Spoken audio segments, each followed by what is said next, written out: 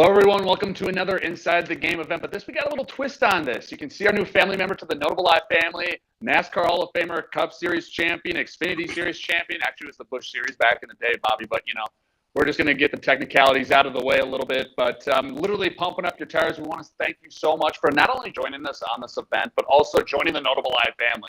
I was honestly so pumped up, jacked up, whatever. When Kristen got back to me saying, hey, can you present us on what you do for this company? I said, no doubt about it. I was so amped up to see this. And, it was just kind of funny when me and your wife and a couple of our colleagues were talking about, getting the ball rolling a little bit. She honestly asked us, what was it about Bobby? And I go, come on now.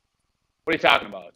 NASCAR Hall of Famer, Cup Series champion? How can we not have him on the board? What are we talking about here? So thank you so much, Bobby. I really do appreciate this. Emmitt has officially joined us. We really appreciate you, Emmitt, coming on board as well. Just a quick rundown, folks, and then we'll get to the two main guests right now, because obviously you don't want to hear me yammer on.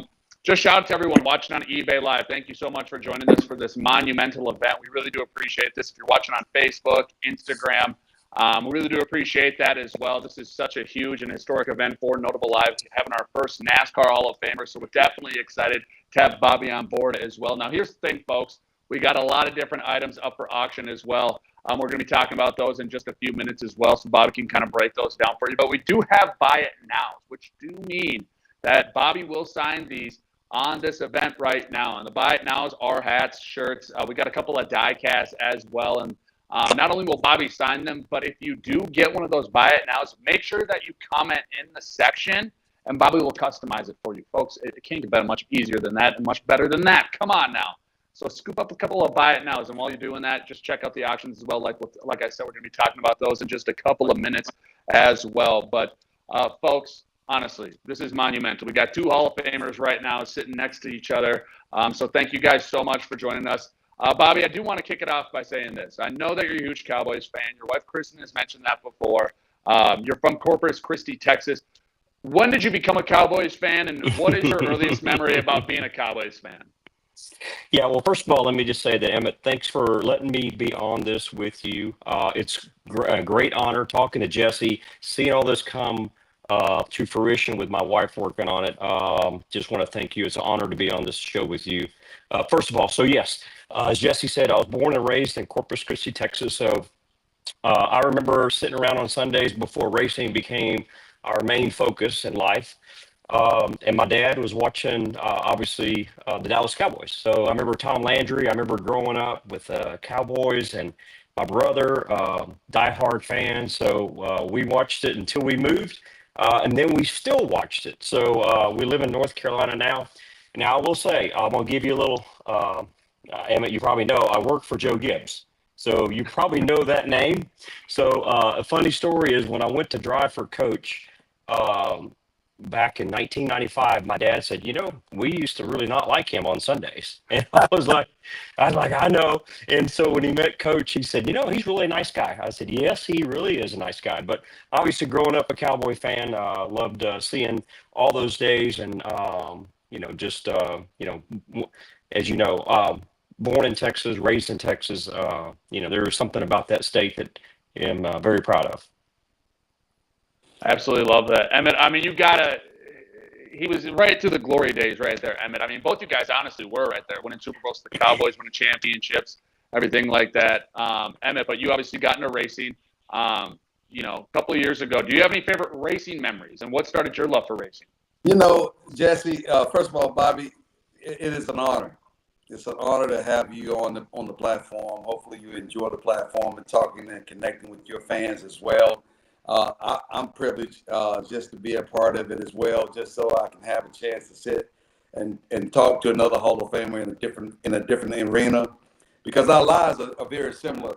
You moved to North Carolina, I moved from Florida out here to Texas. Got me out here, and I don't plan on leaving it. But nonetheless, I started watching NASCAR probably back when Dale Earnhardt was rolling around a little bit.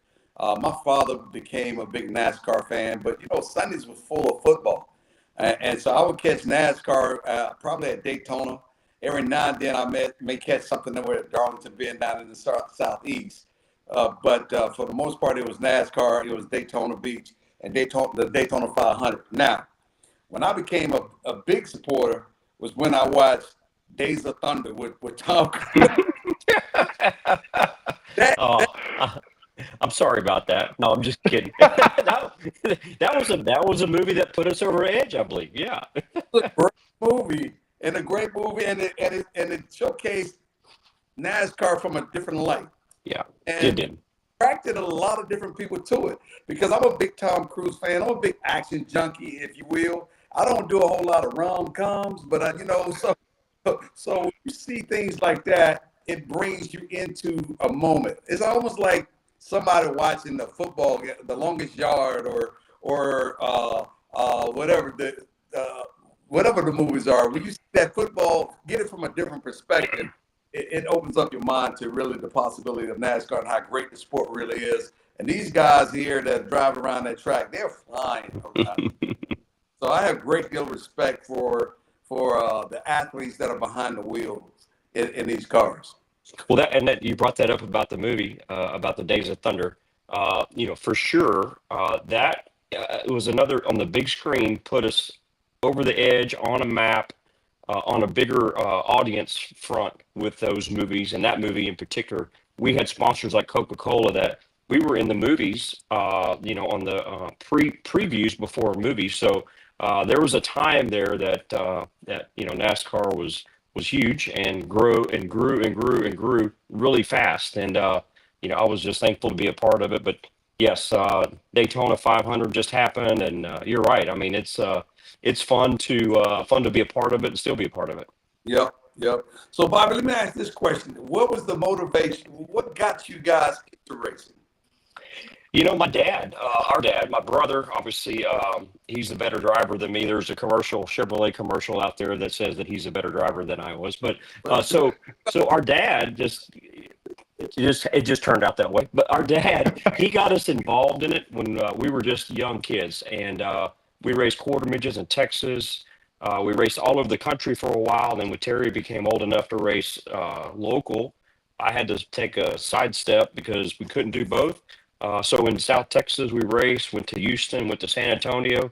Terry got the opportunity to drive in NASCAR, so he moved to North Carolina. So we all just followed him. But our dad was the one, and our mom was the one that put us. My mom sat in the grandstands, and my dad worked on cars, and we beat the roads, and just my parents sacrificed everything they ever had, money and everything. So if it wasn't for them, we wouldn't be where we're at. Wow. Wow. See, Jesse, we talk about the similarities, whether it doesn't matter if you're black or white. We have parents that want to see their kids go further and do things that they aspire to do. And so they put their kids in a position to go out and just be the best version of themselves. And so the only thing we can do as kids or parents that really pour into each other and into their families is honor them by turning that thing into success. And so that's the reward we give back to our parents and so forth. But our lives are just in different sports. Well, and here's the crazy thing too. I got to bring this up, and shout out to what you just said. I mean, whether you're a Hall of Fame athlete in football or NASCAR, or sitting in Sacramento right now, looking at you two guys, I'm proud of my parents and what the sacrifice they did. So shout out to parents. I know, and this is the point I'm going to bring up right now is that you two are. It's kind of funny. I was looking at both your bios and everything like that. And Emmitt, I've talked to you numerous times, but Bobby, looking up your stuff. Your dad owned the team that you raced for. Emmitt, your kids at Texas A&M right now following your legacy. What's that kind of dynamic like, and what's that that atmosphere like? Knowing that you guys have reached such levels of success in your racing world, but it also comes to a result of having such a strong family foundation. Bobby, I'll let you start since you're the guest, but, having your dad own that team that you race for, and then obviously, him being the crew chief for Terry, and it's just like, it just seems incredible because not a lot of families, let alone in NASCAR, have that type of success in that family. Yeah, you're right. I mean, that's, kind of what I said before was, I remember my dad working for the U.S. government in Texas, and he would work there during the day, and he'd come home at night. He might have a part or two in his lunchbox, and he'd work on race cars all night long, get up the next day and go do that. The commitment and, the sacrifice that he made. When we moved to North Carolina, we ended up, we bought we moved to North Carolina. I started buying car or try to buy a car and get to the next level. He was always there to help me. So whenever we started racing the Busch Grand National Series, to your point earlier, he was there. And it was funny. He worked for me and my brother at different times throughout, our his life and our racing there. So my brother would take him for 3 or 4 years, and then he'd say, "All right, he's yours now." So I'd take him for a few years. We'd race a little bit, and we'd go back and forth. So it was really funny to have, both he and my mom there. She did the books for our race team. And a funny story is I still race a little bit.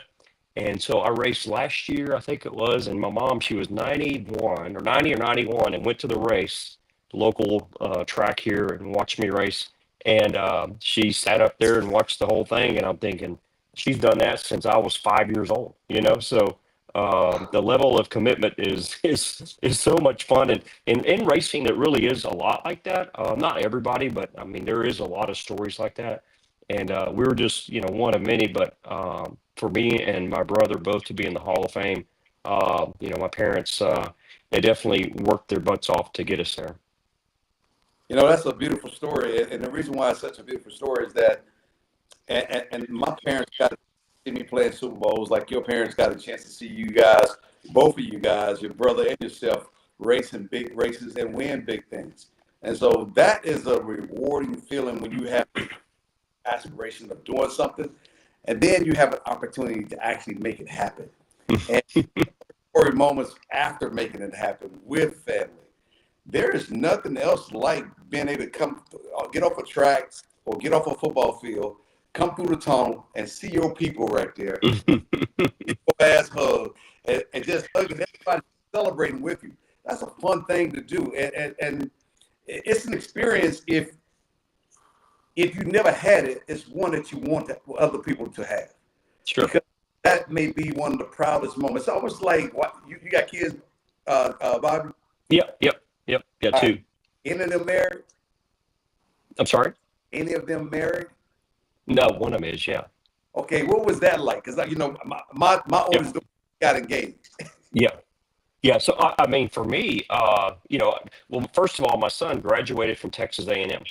And so I can't remember the year. It was like 2017, it's about 5 or 6 years ago. So he graduated from A&M. So to go to the wedding, and for him to have met Bailey at Interstate Batteries in Dallas, they got together when he was at A&M. They got together. They get married up here in North Carolina, and it was the most proudest moment. Obviously, to see all that, to see that next level of life for him, and that next change of life for him, that he's becoming, a husband, and, hopefully will be a parent, and all that stuff as it goes on. The conversations I have with my son now are way different, and it's so much fun to see that, because now when he calls, it's like he's my best friend, where before I was just like, I'm just a dad. He was like wearing me out on stuff, and now it just changed. So anyway, it's a lot of fun and gratifying to see your kids do that.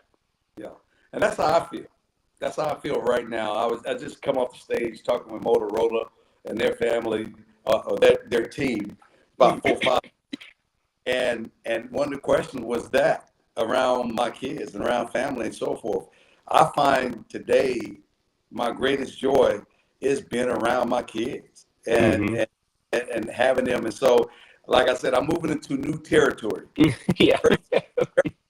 That I've never experienced before in my life. And so when you start talking about life experiences that we've had as fathers, yep, as sons, now we move into life experiences that we get to experience as parents and soon to be son-in-laws and daddy-in-laws and everything.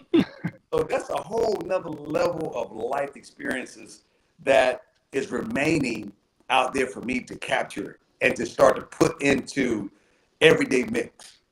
Yep. Yeah. Now, Bobby, I was going to say, I'll bring this up, Bobby. Since you brought up your son, and Emmitt's, son went to Stanford, now at Texas A&M, playing football. Did you ever feel any pressure to, give him a wrench or put him in, a go-kart at 5 or 6 years old, and kind of put him in that direction of the racing world, or was it kind of like, hey, if you want to do this, great. If not, that's also great. Yeah, so I did. I started off in quarter midgets with my dad, so I thought that's what he needed to do. And we had quarter midgets, trailers, toter homes, and we travel all up and down the East Coast. And we would race every chance we got, and so we were all in it. And he made the comment one time. He says, "Hey, I don't think I want to do this," and I'm like, "Sure you do. Yeah, of course you do. I don't." No, you don't know what you're thinking, right? You need to do this. But after a couple of weeks, I mean, he decided, I want to do something a little different. So time went on, it was perfectly okay after a little time. And so he picked up a golf club. We did fit things, fishing or whatever it might have been. And I'm so glad that I didn't make him do what he probably didn't want to do. And so he's a lawyer now, and like I said, he graduated from A&M and Campbell University. So I'm so proud of him. And I'm, even though he started off in it, but that just wasn't going to be his cup of tea. And to have me to compare to was going to be hard. So I'm glad he chose his path and not my path. And that is really the key. I mean, it ain't gonna change the fact that you're a proud father. It's the fact that what makes you proud is he's able to stand on his own 2 feet. Right. And move forward and chart his own path. And that's what EJ is going to have to come to at some point in time, whether or not he continues to play football or whether or not he goes off on another path and do exactly what he wants to do. And that drive and that passion and what he wants to do is more important than anything I can ever try to push him towards. Now, Bobby, you did bring up your son, in the racing world and everything like that, decided to go in a different career path. But I wanted to ask you this on here, and I probably should have asked you before, but there's a picture of you with the championship. There's Gibbs, and I think it's probably your crew chief or someone over here, but there's a little kid. Is that yours? Is that him? Yeah, so there's Tyler and my daughter Madison. So she's a lot younger than Tyler. She's 4 years younger than Tyler. So yeah, my daughter Madison, they're both on their own 2 feet, and very proud of them both. So, and that's where, I know when I went to drive for him, he said, "Man, it's so different here because, we're on pit road before the race." And Emmitt, I know you've seen this now being in racing, is that, we could be 5 minutes before they start your engines and we're talking to whether it's a car owner, crew chief, family, friends, sponsors, or whatever. He said in the football world, and I'm sure this is correct, where it's like, there's none of that. You're in a locker room and you're zoned in and all that stuff, and you run the field. There's no interruption at that point in time. I say interruption, that's just what we're used to doing. But yeah, my family would always be there, 90% of the time when they can come. And so, yeah, that was my family. I'm sure in those pictures, if we ever went to Victor Lane, they were there. So that was everybody showed up at that point in time. I just thought it was funny because, you have 3 giant dudes, and then he's just wearing a shirt that goes down to his knees, and he's got a hat that's way too big for him. He's holding onto the trophy with one hand, and it's just, I absolutely loved it. So, that kind of transitions into the point of, maybe this is way too easy of a softball, but would you say, being in Victory Lane in 2000 with the Winston Cup, is that your favorite racing memory of all time? It really is. I mean, obviously, winning my first race is hard to beat. Winning some of the key races is hard to beat. But the championship was what it was all about. And I know a day after I got home from Homestead and we won the championship, and I called Coach and I was like, "Well, I thought it'd be a little bit better than this." And he said, "Well, it really was about the journey getting there." And so that was really cool to have him explain to me how that was. And I'm sure, a Super Bowl season like you've had several in your career, that every one of them was different. And so, you can say what you want to say, but it wasn't just that game. It was all the way leading up to that game. And then getting inducted in the Hall of Fame again, like Emmitt can probably attest to, for me, that was another day that you just put your whole life in perspective of from beginning to end, and your accolades throughout, your family, the friends, the people you met, the people that helped you along the way. That really gave me an insight of like, okay, wow, I've been doing this a long time, And so it really put it all together when I was inducted in the Hall of Fame, because it was just so much, and you had to put it all in 4 minutes, and so it was hard to put it all out there. But yeah, that was what was cool, because you go look back and look at stuff, and it wasn't a win, but it was your life, your career. Yeah. You know what I love, Jesse? You know where I'm going with this, because Bobby, I say that all the time, just the way you just worded it. Mm. The Hall of Fame gave me an opportunity to pause and reflect over that journey. Mm-hmm. When I had a chance to pause and think about it, because as athletes, we're so busy trying to get to the next one and Right. get to the next one. We don't even celebrate the moments until you have a Hall of Fame moment and you got your speech, whether it's 4 minutes or 17 or 20-some minute speech, whatever it is. When you sit back and you reflect back from the beginning to the time you put down the keys or to the time I laid down the helmet, Mm-hmm. start to see the people that and the relationships and the process and the progress that you made from start to finish, and you become overwhelmed with how many people God has placed in your life to help you get to where you are.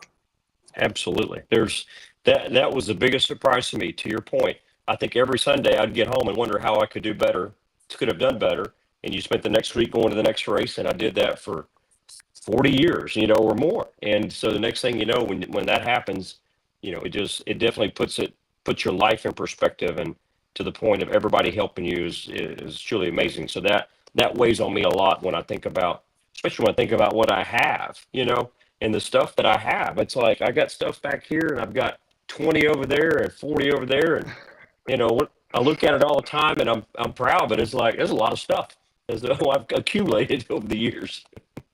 Hey, you're absolutely right. I see all that shit. I'm like, man, this is better than somebody else, because I don't appreciate it as much as somebody else will. So, but yeah, it is funny how we accumulate and you can go to probably every piece and have a daggone vivid memory of what happened in that piece. Yep. Yeah. It's an amazing thing. And Yep. you can say something to me now, and I'll forget it in 5 minutes. But I'll walk up to that one piece. I can go 13 years old. I could tell you springs in a race car from 25 years ago that I had. Crazy. So. And I promise you guys did not know about this, and that was an easy transition. We just want to remind folks that there's plenty of amazing items from Bobby's career that are up on our Notable Live on eBay shop page right now. Check them out. Fire suits, racing helmets, die cast, limited prints. I know I'm missing a couple of things. The replica trophy from you of you winning the Winston Cup. So there's a lot of amazing things out there. There's a couple of things from Emmitt as well. So go check them out as well, folks. A lot of amazing stuff from these guys' careers.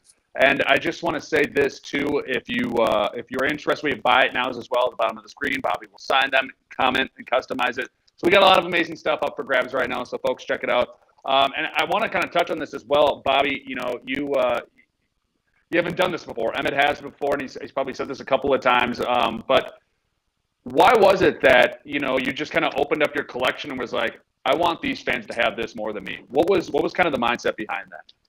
Well, I'll make it kind of quick, but whenever I was probably at a high in my career, let's just say, I was, gathering stuff, winning races, money come in, and you're just like you felt like a rock star, but you didn't act like a rock star, but you were just going places right and left, and flying from here to there to meet so and so and appearances and all over the country, right? So what I did was I had a building that I had to put everything in, right? So I had a building that I built, made it just like how I want, because I am very particular how I want things and the lines and the colors.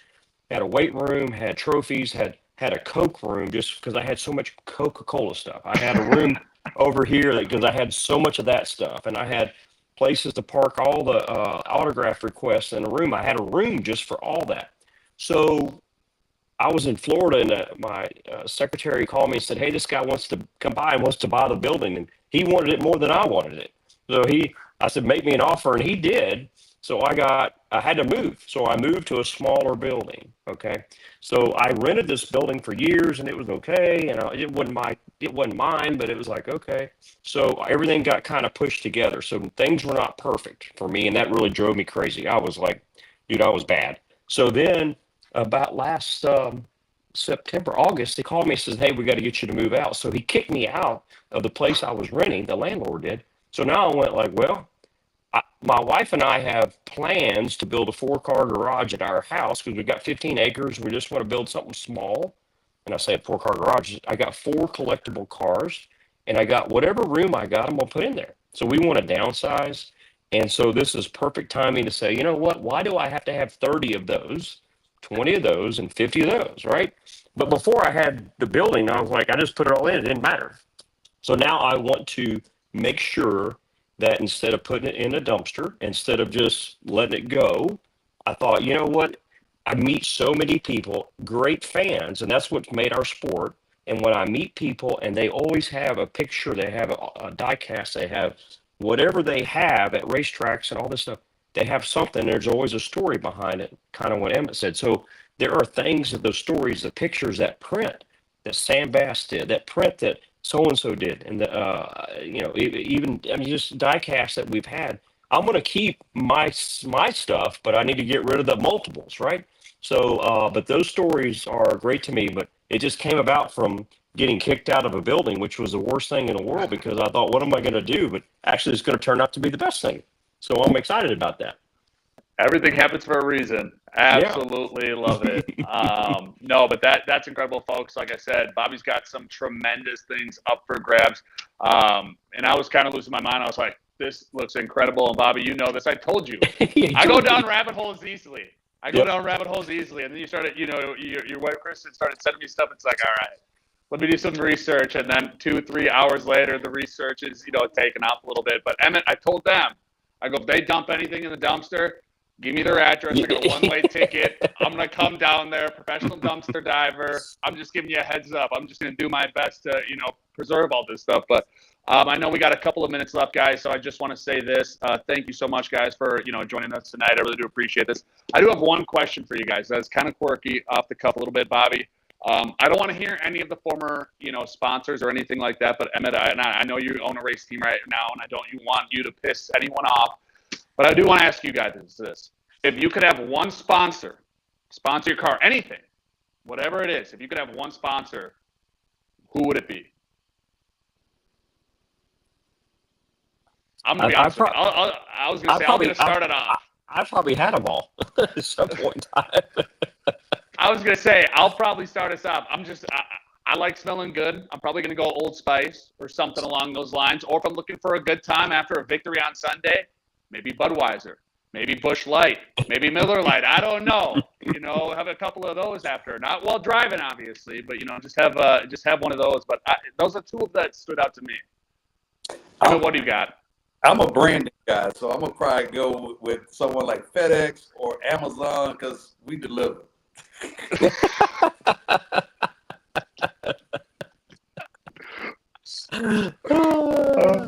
That's me. So that's me. I mean, I touchdowns, I deliver, I get the job done. That's good. I like that. Bobby, who was, I should say, all right, so I'll put it this way then. All right, now we're going to piss someone off. Who is your favorite sponsor that you've had in your career? Well, Interstate Batteries was in my career. They're based out of Dallas, and they were in my career when I won all my races. Okay, so that is obviously a key thing. I had great sponsors, and they're all Fortune 50 companies. They're not all of them, but we had. And I don't want to get into a sponsor reel, but Coca-Cola put us on the map. But also, I drove a FedEx car one time. We were at a race, and they didn't make the race, and Norm said, "Hey, we'll give up this race for you." And I had FedEx on my car for one race, and I finished second. Almost won the Coke 600 with that. And so that would have been a cool one to win because they hadn't won yet. So I had that. I was delivering that day up until the last 15 feet. That car wasn't even supposed to be on the track, so you delivered. There you go. I really delivered. Yeah. Yeah. So, all right, guys, I know we're out of time right now. So, folks, sorry we couldn't get to you. I know that we wanted to kick off this partnership with these two. I got money on the mind, boys. I got money on the mind. But I want to kick off this partnership. Next time, Bobby will have an event by himself. That's what we're going to roll through the fans. So make sure you sign up for that one. We do not have a date out right now. But definitely we're going to have a solo event with Bobby so we can answer all the questions you guys have. I really do appreciate this. Like I said, check out the eBay auctions. A lot of amazing things from these two guys above me as well. Really do appreciate this, guys. Thank you so much, Bobby. Excited and pumped to kick off this partnership. Let's go. And Emmitt, we'll see you at a racetrack soon, I hope. Yes, sir. Yes, sir. Yes, sir. I'm trying to get there. I'm trying to get to the one in Vegas, and there might be. I want to go to the one in Chicago. I need to get to the one in Alabama. Oh God, yeah, you should. Yeah. Yeah, that would be a good one. That's always a good one there. There we go. Thank you, guys. Have fun. Thank you. What was you going to say, Emmitt? Bobby, did you say you were in Charlotte? Right outside of Charlotte, about an hour. Yeah. Okay. Cool. Yeah. Cool. I want to know. So maybe Charlotte Motor Speedway. Who knows, Emmitt? Come on now. Yeah, I'll challenge you. I would love that. Love that. All right, guys. Thank you so much. Really appreciate it. Everyone have a great rest of your night. Thank you. Thank you. All right.